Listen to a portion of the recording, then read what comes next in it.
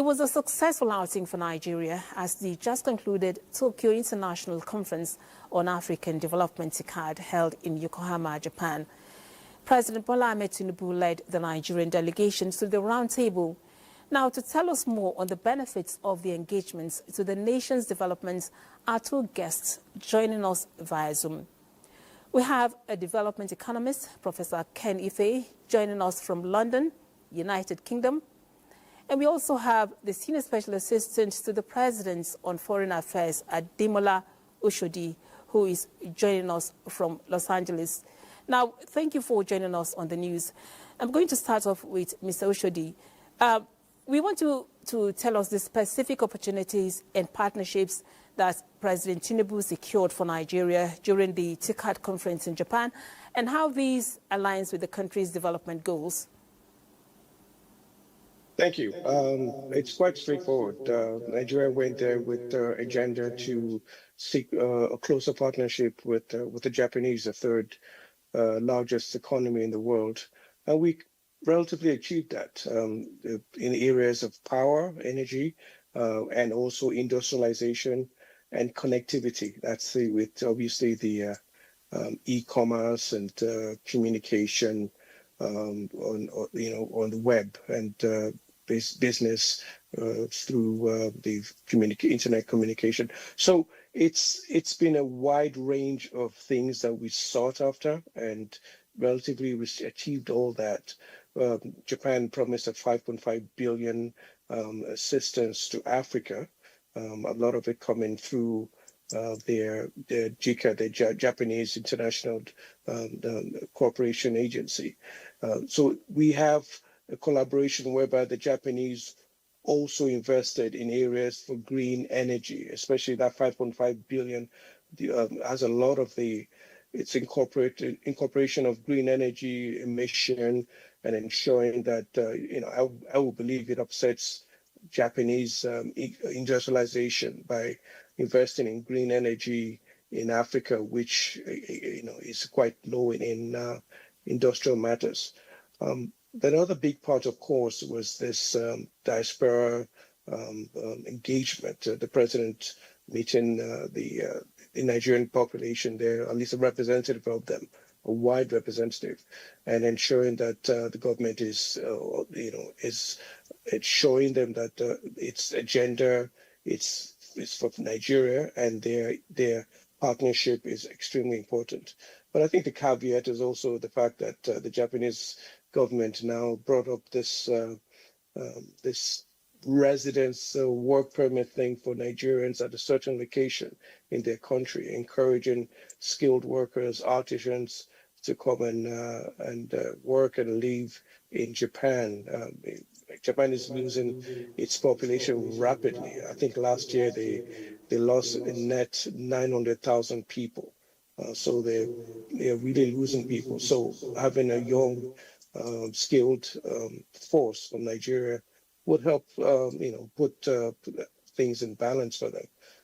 But it's a bit notable though, was the Nigerian president encouraging the diaspora population to return back home to contribute, and the same breath, the Japanese government inviting Nigerians to come and work and live in Japan. So that's all right, something Mr. we should note. All right, Mr. Oshodi, let me now go to Professor Ife to hear his own views. Prof, you've heard the various opportunities and partnerships that the Nigerian government was able to secure during the TICAD 9 conference in Japan. We want you to give us your own perspective on these opportunities that are now available for Nigerians. I like very much about the president's visit is where you actually started, talking to the Nigerian diaspora. So the charge is not, we're not asking them to come home. We want investments to flow into Nigeria. If Japan has given us a twinning opportunity, which is what has driven integration in Europe, then we should reciprocate. And it's not giving us a slump. It's not going to be somewhere you are going to create a Nigerian slump. It has to be a high-tech city, It has to be the Alaba market of this world. It has to be a Silicon Valley of this world, where we can see vibrancy in Nigerian entrepreneurship, fully connecting with counterparts in Nigeria. So that's where it becomes great, because normally Japan doesn't talk about FDI. They just tell you, they bring their money, they call it development, but it's still a soft loan, which you have to repay. So we have to use the opportunity that they create. It's like when Obasanjo came in his second term, he was going around and saying, I want you home. And I asked him in London, bringing us home, for what? He said, oh, no, stay there, but bring your investment. So Nigeria is in dire need of investment. All right, and then Professor, see, there are some connections. Prof. There's a 20,000 All right. train. Prof, can you hear me? Prof, can you hear me? All right, I want us to move on. You've talked about the contributions that the diaspora Nigerians can also make to the economy. Of what impact is that going to be, especially to our young unemployed Nigerians back home that need so much skill, that need so much exposure from their counterparts, that is, their citizens that are in other countries? Yeah, what I was driving to that, because we now have our own program of training 3 million IT, and then they are bringing 30,000 IT across Africa, Japan, to train on AI. So there's a connection there. You know, it's like India connecting with US through the Silicon Valley. And when you ask Modi who runs the world, he tells you that, I don't know, but the 100 biggest companies in the world are run by Indians. Look at it. Just go and look at Oracle, Apple, all of them. The former managing director is Indian. This one is Indian. They want to take over are Indians. It wasn't. It was by design.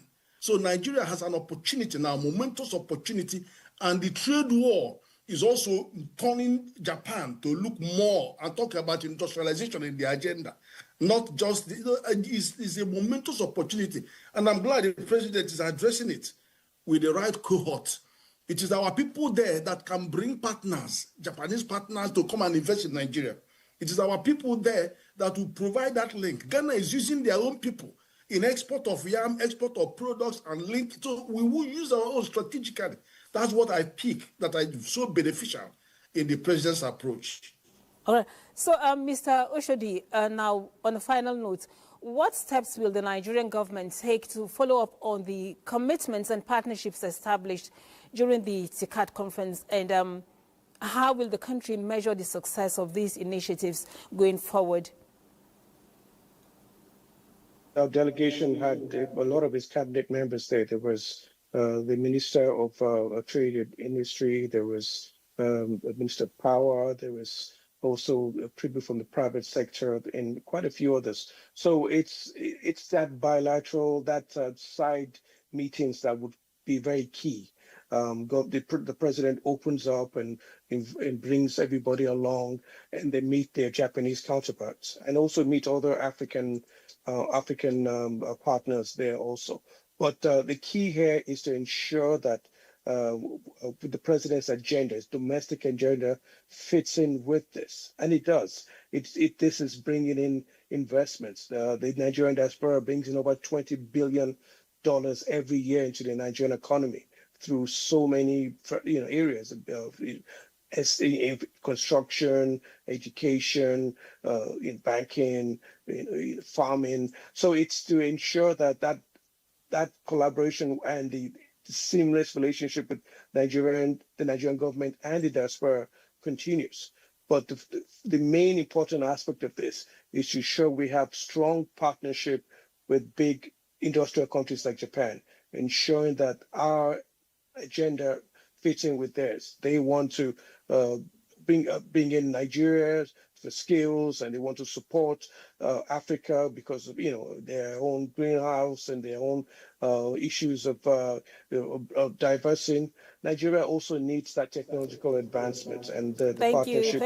Thank you so much. Thank you so much for your perspectives, Mr. Oshodi. We honestly do not have enough time. We would have loved to go on this conversation because of its importance to driving economic growth in Nigeria and also in Japan. We thank you for your comments. We also thank you, Professor Ife, for your contributions to the conversation.